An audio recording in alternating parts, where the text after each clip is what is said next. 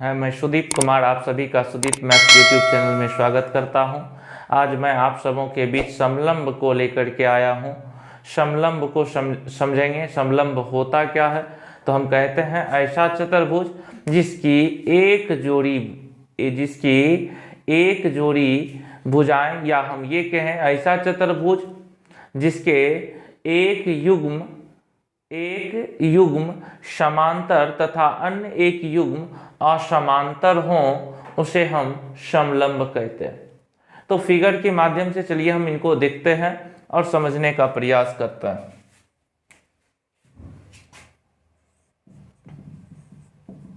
जैसे इनके फिगर कुछ इस प्रकार से भी होता है। देखिए यहाँ पे इनकी एक जोड़ी भुजा, जैसे ए बी सी डी समलंब है, तो इनकी एक जोड़ी भुजा यहाँ हम ये कहेंगे, यहाँ ए डी समांतर बी सी है, तो निश्चित रूप से यह एक समलंब है।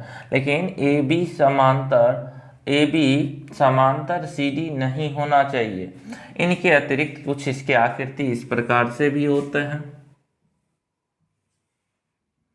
कुछ इस प्रकार से भी इनकी आकृतियां होती है। ए बी सी डी यहाँ समलंब। तो आप लोगों को इनमें इनकी ऊंचाई की बात करें तो इनके किसी एक शीर्ष से इसकी सम्मुख भुजा पे डाला गया लंब, इनकी ऊंचाई होती है। जैसे यहाँ पे ए ई इस समलंब की ऊंचाई है।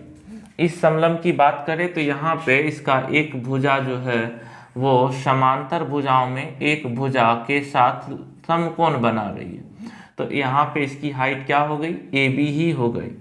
इनके विशेषताओं की बात करें तो इनकी एक जोड़ी भुजा समांतर होती है तथा एक अन्य जोड़ी भुजा जो है वो असमांतर होती है। अब थोड़ा आप समझिए, इस फिगर में भी बात करें तो यहाँ ए डी समांतर बी सी है, यहाँ ए डी समांतर बी सी दिया गया।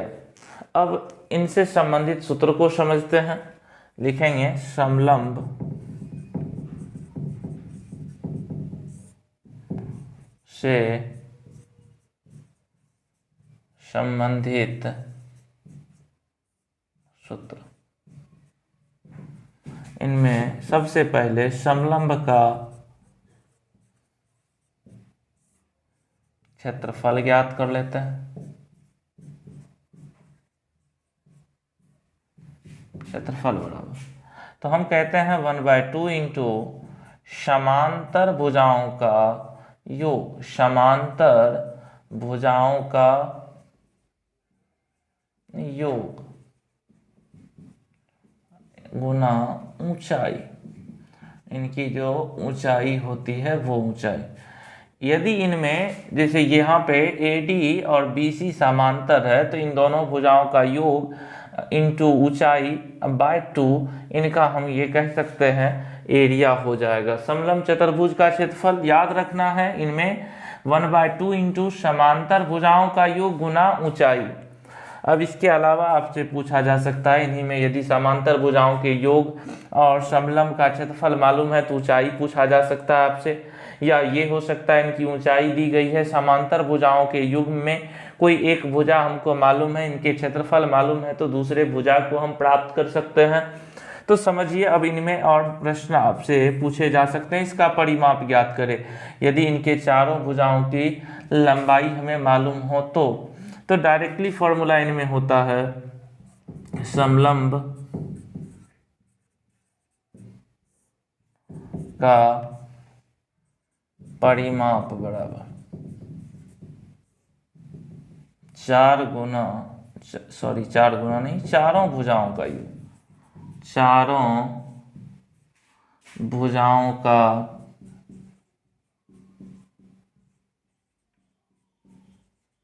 योग। यहाँ पे चारों भुजाएं असमान लंबाई की भी हो सकती है। हाँ, इनमें 2 भुजाएं समान लंबाई की भी हो सकती है, मतलब मैक्सिमम 2 भुजाएं इनमें समान हो सकते हैं, लेकिन चारों भुजाओं में कोई भी भुजा इनमें मतलब जो है ना समान नहीं होगी, यानी सभी भुजाओं को हम समान नहीं दर्शा सकते हैं। इसके अतिरिक्त आपको ये जानना है समलंब चतुर्भुज में यदि चारों भुजाएं दी गई है और इनमें एक मतलब जो असमांतर भुजा है, यदि वो युग्म बराबर हो तब उसका क्षेत्रफल ज्ञात करने के लिए क्या करते हैं, देखिए ध्यान से। तो हम जैसे यहाँ पे इस तरह की आकृति हमारे समक्ष दे दी जाए और ये बोला जाए जैसे इनकी भुजा ये 5 सेंटीमीटर है, उनके अलावा ये तो आपको दे दिया जाए 4 सेंटीमीटर, ये आपको 4 सेंटीमीटर, इसके अलावा इनके बारे में आप लोगों को कह दिया जाए ये टोटल 8 सेंटीमीटर है। तो इसका एरिया निकालिए।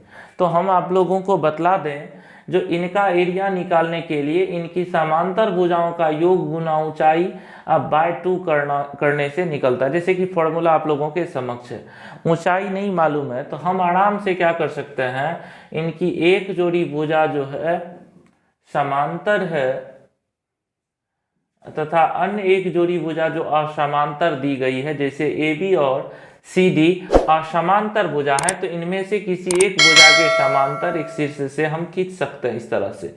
जैसे AB के समांतर हम DE खींच लें तो क्या हो जाएगा, ADEB एक समांतर चतुर्भुज हो जाएगा। क्या हो जाएगा, एक समांतर चतुर्भुज। आप लोगों को बता दें, जब दो समांतर रेखाओं के बीच फिर एक अन्य और जोड़ी समांतर रेखा खींची जाए तो यह एक समांतर चतुर्भुज हो गया। और समांतर चतुर्भुज की सम्मुख भुजाएं बराबर होती है, ये 5 सेंटीमीटर तो ये भी 5 सेंटीमीटर हो जाएगी, यहाँ B से लेकर के E तक की लेंथ, और ये 4 सेंटीमीटर है तो ये भी 4 सेंटीमीटर ही होगा। इसके अतिरिक्त आप समझिए, यदि ये टोटल लेंथ हमको 8 सेंटीमीटर मालूम था, यहाँ से लेकर के यहाँ तक C तक, B से C तक की लेंथ जो है वो 8 सेंटीमीटर है, तो आराम से हम ये कह सकते हैं जो EC जो होगी ना वो 3 सेंटीमीटर होगी। तो अब आप आराम से क्या कर सकते हैं, इस ट्रायंगल का एरिया CDE का एरिया हम आराम से निकाल सकते हैं। या तो आप समद्विबाहु त्रिभुज का यहाँ मतलब जो है ना बन रहा है, दिख रहा है हमको दो भुजाएं बराबर है, तो आप समद्विबाहु त्रिभुज का फॉर्मूला लगा लीजिए, या आप हीरोन सूत्र का भी प्रयोग कर सकते हैं, क्योंकि हमें सभी भुजाएं मालूम है तो हम हीरोन सूत्र का भी प्रयोग कर सकते हैं। हीरोन सूत्र की सहायता से इसका हम क्षेत्रफल ज्ञात करेंगे। सूत्र से आप लोगों को बताए थे, हीरोन सूत्र से त्रिभुज का क्षेत्रफल बराबर root under S into S minus A into S minus B into S minus C। आप लोगों को इस बात का ध्यान रखना है, जो यहाँ S जो है वो सेमी पेरीमीटर है, यानी इस त्रिभुज का अर्ध परिमाप, ABC जो है इन त्रिभुज की भुजाओं की लंबाई है। अब यदि इस यहाँ से हमको इस ट्रायंगल का एरिया निकल जाए तो इस ट्रायंगल में हमको बेस मालूम है 3 सेंटीमीटर, इसकी हाइट मान लेते हैं हम ये DF जो है इनकी हाइट है, DF जो है इनकी हाइट है। तो हम यहाँ पे त्रिभुज के एक मौलिक सूत्र जो बतलाए थे क्षेत्रफल ज्ञात करने का, जो मौलिक सूत्र यानी 1/, त्रिभुज का क्षेत्रफल ज्ञात करने के लिए एक अन्य फॉर्मूला की हम बात किए थे, 1/2 गुना आधार गुना संगत ऊंचाई, आधार गुना संगत ऊंचाई। इस फॉर्मूला से इनकी तुलना करने से हमें क्या हो जाएगी, ऊंचाई मिल जाएगी। यदि ऊंचाई प्राप्त हो गया तो हम आराम से समलंब का क्षेत्रफल ज्ञात कर सकते हैं। तो आप लोगों को कोई परेशानी नहीं होनी चाहिए जब भी इस तरह के सवाल पूछे जाए। हम कुछ सवाल को देख लें समलंब से संबंधित। पहला सवाल आप लोगों के समक्ष बोर्ड पे दिख रहा होगा, दिया है समलंब की भुजाएं यानी समांतर भुजाएं 5 मीटर और 8 मीटर है, तो उनके बीच की लंबवत दूरी 10 मीटर है, तो समलंब का क्षेत्रफल ज्ञात करें। तो ध्यान से सबसे पहले हम फिगर आप लोगों के समक्ष बना दें। 5 मीटर तथा 8 मीटर है, इनके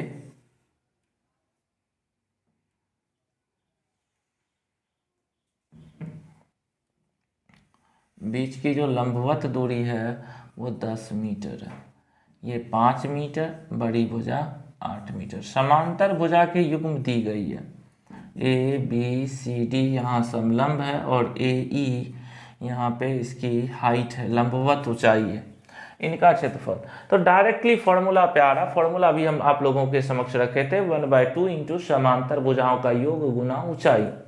तो यहाँ लिखेंगे इनके सॉल्यूशन में कि समलंब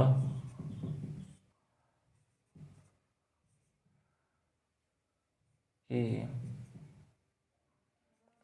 समांतर भुजाएं AD बराबर 5 मीटर, BC बराबर 8 मीटर एवं ऊंचाई AE बराबर 10 मीटर दी गई है। लिखेंगे चूंकि समलंब का क्षेत्रफल, समलंब का क्षेत्रफल के लिए फॉर्मूला होता है 1/2 इंटू समांतर भुजाओं का योग, समांतर भुजाओं का योग गुना ऊंचाई बराबर, तो 1/2 इंटू समांतर भुजाओं का योग, तो समांतर भुजाएं 5 मीटर प्लस 8 मीटर, ऊंचाई हमें मालूम है 10 मीटर। तो 1/2 इंटू 8 5 13, नहीं तो ये पहले देख लीजिए कट रहा ना, 2 से 5 मरतबे 10, 8 5 13 मीटर गुना 5 मीटर, अर्थात इसका क्षेत्रफल 13 पचे 65 मीटर स्क्वायर।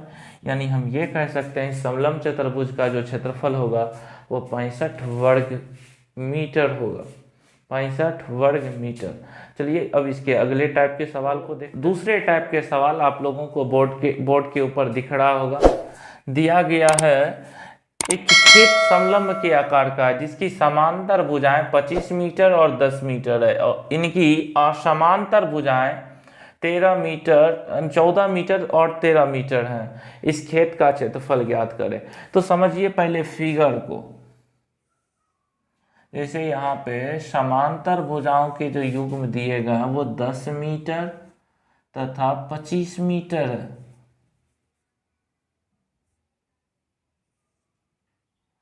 और इनमें असमांतर भुजा के जो युग्म हैं वो कुछ इस प्रकार से, एक 13 मीटर है और एक 14 मीटर है।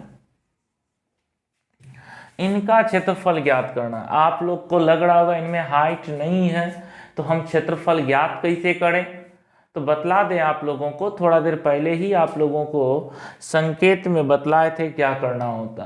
तो हम यहाँ पे समलंब को एक समांतर चतुर्भुज और एक त्रिभुज में इनको बांटने का हम काम करेंगे।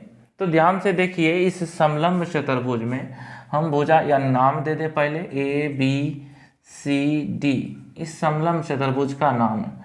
भुजा AB के समांतर शीर्ष D से एक समांतर रेखा खींच रहा है, वो है DE। अब थोड़ा देखिए, पहले से दी गई है AD समांतर BC, इसी के ऊपर एक अन्य बिंदु ले लें तो वो वाला बिंदु के बीच की दूरी, जैसे B से E तक की दूरी और A से D तक AD जो है ये समांतर ही रहेगी। और इसके अतिरिक्त अभी जो हम रचना के माध्यम से हम क्या करते हैं, AB के समांतर DE खींचते हैं, तो यह एक समलंब चतुर्भुज हो गया, नहीं समांतर चतुर्भुज हो गया टोटल। ये तो समलंब चतुर्भुज है, लेकिन ABED एक समांतर चतुर्भुज है क्योंकि इनकी सम्मुख भुजाओं के जो युग्म है वो समांतर है।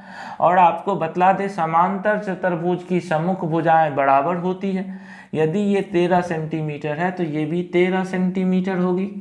DE की जो लंबाई होगी वो 13 सेंटीमीटर हो जाएगी, सॉरी 13 सेंटीमीटर नहीं, मीटर होगी। ये मीटर में दी गई है तो मीटर में।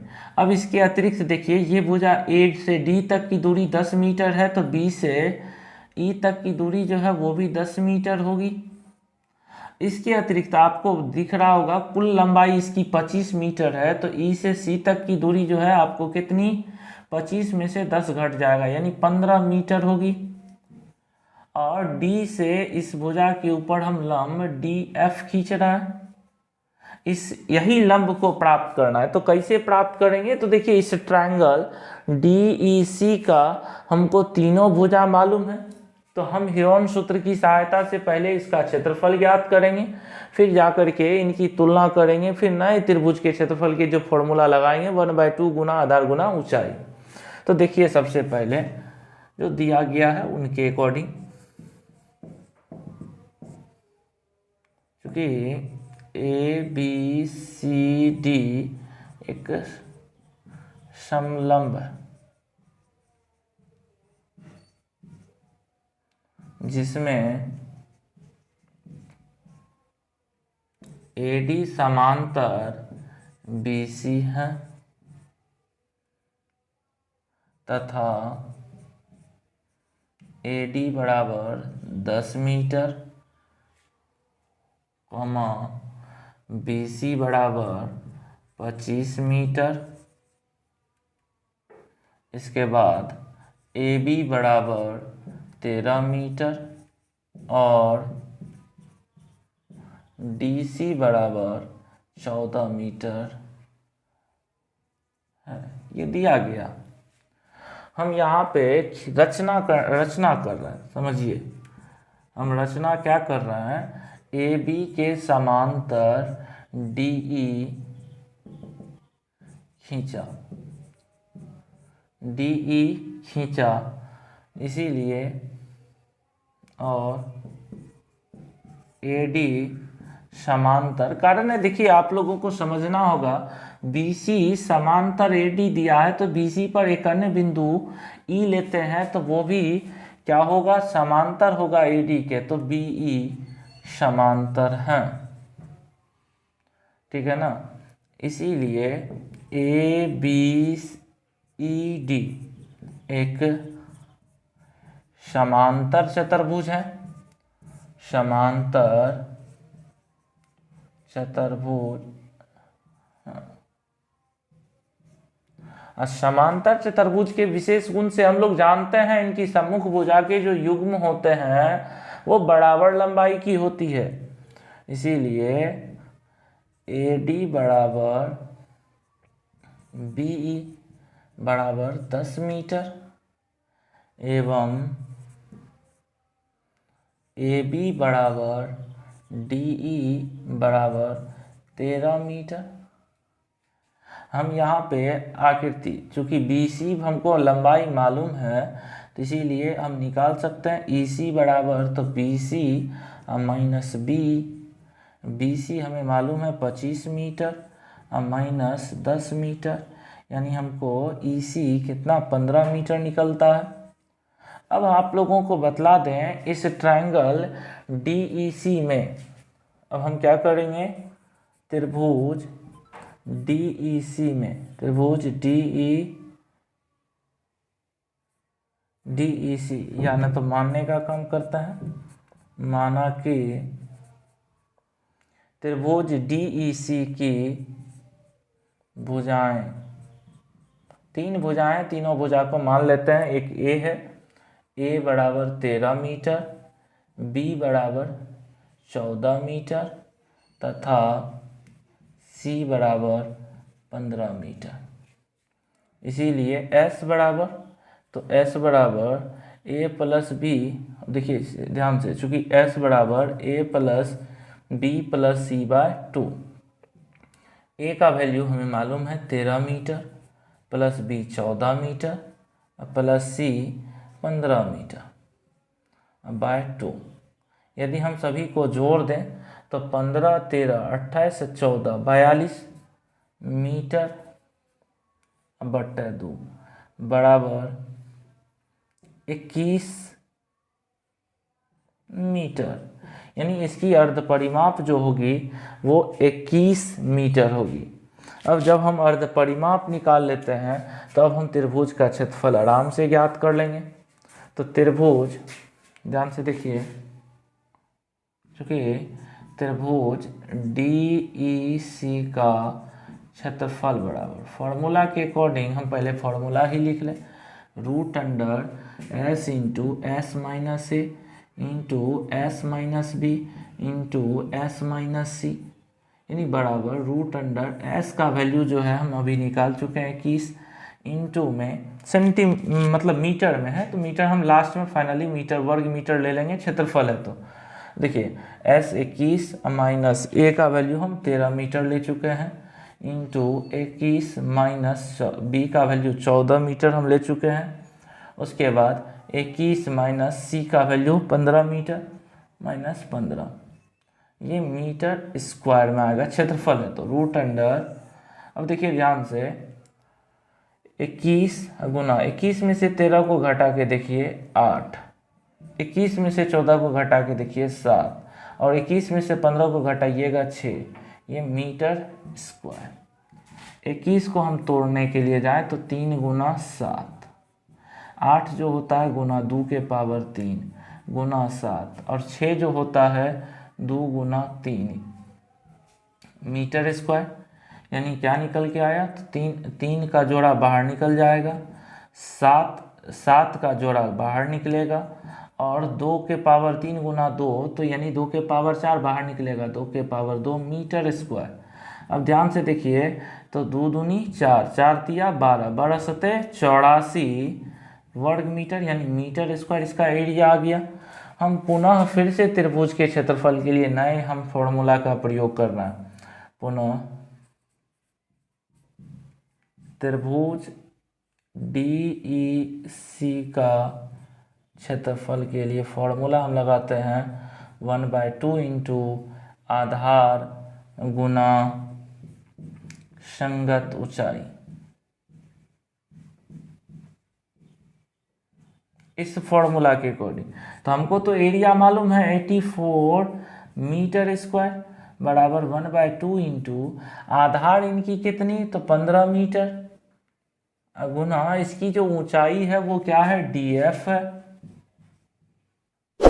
या हम क्या करें इस 2 को इस साइड लाएं तो 84 गुना 2 बट्टे में 15, यहाँ मीटर है ये मीटर स्क्वायर हो गया बराबर DF, या हम DF निकालने के लिए डायरेक्टली जाएं तो 84 यानी कि जो है ये 3 से कटेगा, ये 5 3 से 5 मरतबे, ये 3 दूना 6 3 8 24 28 मरतबे। अब 28 दूना 56 बट्टे 5 मीटर, यानी इसकी हाइट हम निकाल चुके हैं। अब डायरेक्ट देखिए हम क्या करेंगे इसका एरिया निकालेंगे, किसका समलंब का, लिखेंगे चूंकि समलंब का क्षेत्रफल बराबर फॉर्मूला होता 1/2 इंटू समांतर भुजाओं का योग गुना, यहाँ पे जगह का थोड़ा अभाव है, थोड़ा देखिए तो हम डायरेक्टली फॉर्मूला के वो लिखने के बजाय हम यहाँ पे क्या लिख दें 1/2 इंटू समांतर भुजाओं का योग, यानी समांतर भुजा में AD प्लस BC, इनकी ऊंचाई के स्थान पे DF लिख दें बराबर, हमको मालूम है वैल्यू देखिए AD कितनी 10 मीटर प्लस BD कितनी 25 मीटर इंटू ऊंचाई अभी हम प्राप्त किए 56/5 मीटर, अर्थात ये 2 से 28 मरतबे कट गया। अब ध्यान से देखिए 25 10 35 मीटर गुना में 28/5 मीटर, 5 से 7 मरतबे यानी 28 7 7 56, 7 दूनी 14 5 19 196 मीटर स्क्वायर इस समलंब का क्षेत्रफल हो गया। यदि आपको इस तरह के सवाल पूछे जाए तो सबसे पहले आप लोगों को समलंब चतुर्भुज का हम क्या करेंगे एक अन्य मतलब जो भुजाएं असमांतर होती है उसके समांतर एक अन्य रेखा खींच करके हम एक समांतर चतुर्भुज का निर्माण करते हैं और एक ट्रायंगल का निर्माण करते हैं। उस ट्रायंगल में हम क्या करते हैं, देखते हैं तीनों भुजाएं हमको प्राप्त हो जाती है, तो उस ट्रायंगल का हम क्षेत्रफल हीरोन सूत्र की सहायता से प्राप्त करते हैं। फिर जाकर के उसके क्षेत्रफल के लिए जो मौलिक सूत्र होते हैं उसका हम प्रयोग करके उनकी ऊंचाई प्राप्त कर लेते हैं। फिर पुनः हम समलंब का क्षेत्रफल के लिए जो फॉर्मूला होता है 1/2 इंटू समांतर भुजाओं का योग गुना ऊंचाई, उस फॉर्मूला की सहायता से हम इसके क्षेत्रफल को प्राप्त कर